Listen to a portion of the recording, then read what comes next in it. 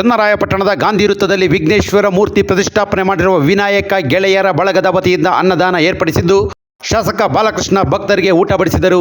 ಈ ವೇಳೆ ಚನ್ನರಾಯಪಟ್ಟಣ ವಿವಿಧ ಬಡಾವಣೆಗಳಿಂದ ಸಾವಿರಾರು ಮಂದಿ ಭಕ್ತರು ಆಗಮಿಸಿ ದೇವರ ಪ್ರಸಾದ ಸ್ವೀಕಾರ ಮಾಡಿದ್ದಾರೆ.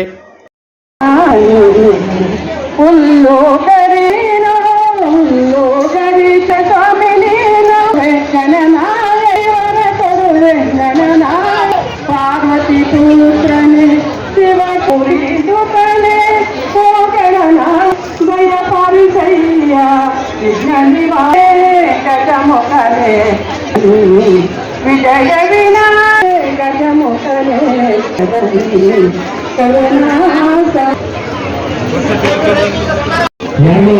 ಚಂದ್ರನಾಡಿಗೆ ಊಟ ಮಾಡಬೇಕಾದ್ರೆ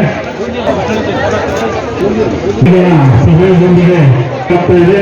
ಹಲವಾರು ಇಬ್ಬರು ಕೂಡ ಕೈ ಜೊತೆ ಶ್ರಮಿಸ್ತಾ ಇದ್ದೀವಿ. ಕಾರ್ಯಕ್ರಮಕ್ಕೆ ಕೈ ಜೋಡಿಸಿರುವಂತಹ ಸರ್ವ ಭಕ್ತಾದಿಗಳಿಗೂ ಕೂಡ ಅನ್ನದಾನ ಕಾರ್ಯಕ್ರಮ ಪ್ರಾರಂಭವಾಗಿ